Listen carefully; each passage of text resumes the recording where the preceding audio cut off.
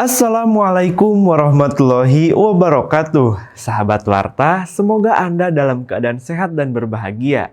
Senang sekali bisa kembali menyapa. Saya Faisal Rashid, selamat datang dalam Amin Ahmadiyah minggu ini. Berikut kami rangkum 5 peristiwa dari aktivitas Jemaat Muslim Ahmadiyah Indonesia dalam sepekan terakhir. Dan sebelum kita lanjut, jangan lupa subscribe terlebih dahulu ya channel Warta Ahmadiyah agar tidak ketinggalan berbagai informasi dan inspirasi dari Jemaat Muslim Ahmadiyah Indonesia.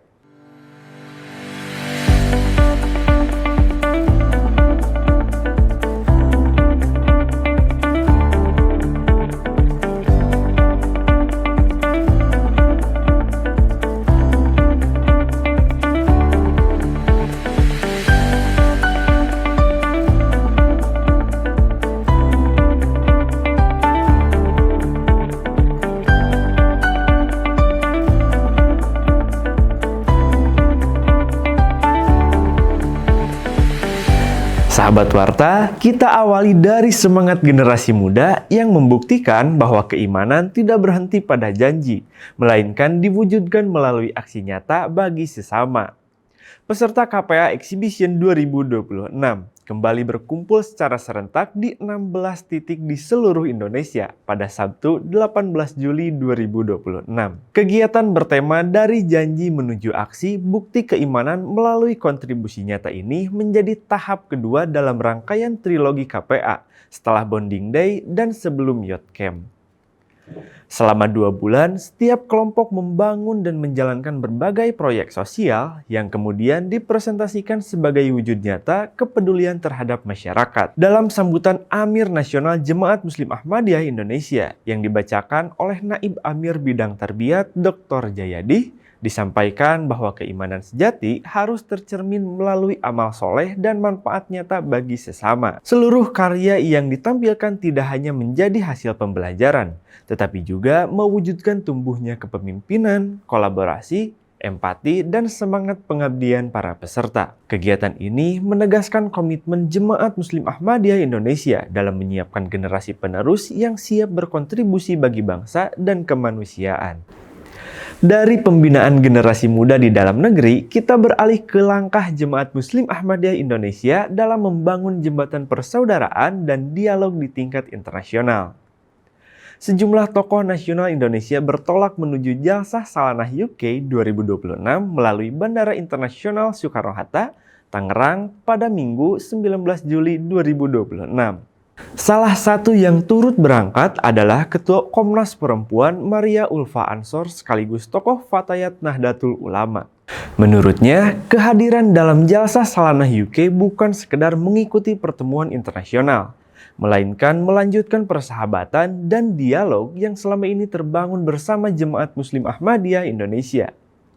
Maria Ulfa menyampaikan bahwa hubungan tersebut terbentuk melalui berbagai pengalaman dan mendampingi korban, melalui advokasi, serta memperjuangkan hak-hak kelompok minoritas. Ini sesungguhnya merupakan buat saya ya secara pribadi maupun tentu saja bagi Komnas Perempuan, ini perjalanan panjang yang antara kami dan Jamaah Ahmadiyah khususnya Indonesia itu sudah berteman, bersahabat ya, jadi saya merasa seperti keluarga sendiri, sahabat sendiri gitu ya, dan dalam beberapa kasus juga kami cukup lama membersamai ya teman-teman Ahmadiyah untuk advokasi baik terkait dengan kebijakan-kebijakan maupun terkait dengan upaya-upaya kesejahteraan yang diberikan kepada terutama pada korban kerusuhan di beberapa tempat gitu ya.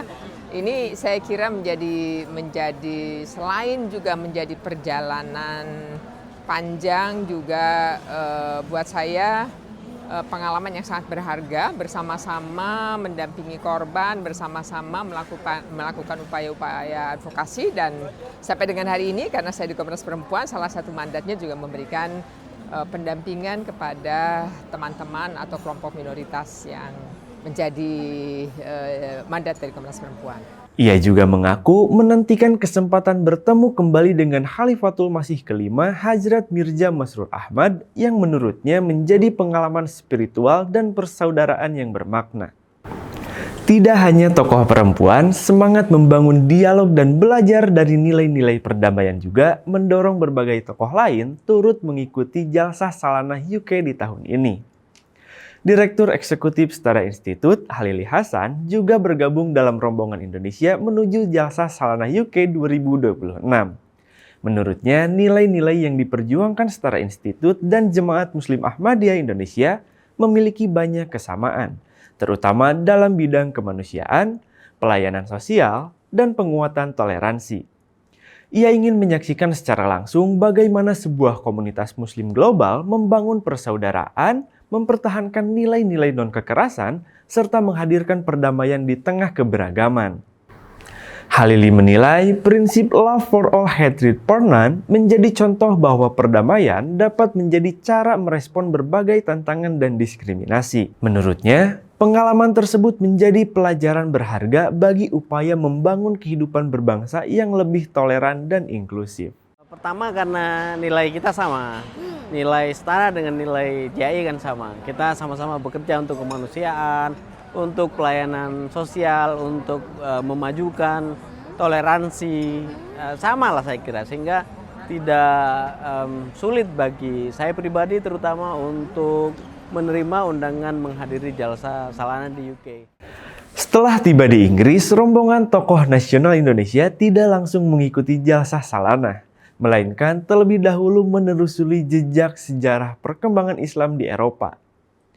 Rombongan tokoh nasional Indonesia mengunjungi Masjid Al-Fadl dan Masjid Baitul Futuh di London, dua masjid yang menjadi bagian penting sejarah dakwah Jemaat Muslim Ahmadiyah di Inggris. Kunjungan tersebut diikuti Maria Ulfa Ansor, Halili Hasan, staf khusus Menteri Agama Republik Indonesia Farid Fahrudin Saenong, serta pengurus Jemaat Muslim Ahmadiyah Indonesia.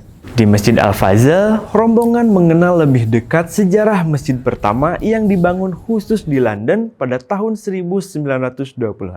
Perjalanan kemudian dilanjutkan ke Masjid Baitul Futuh, salah satu masjid terbesar di Eropa Barat yang menjadi pusat ibadah, dialog lintas agama, dan berbagai kegiatan sosial.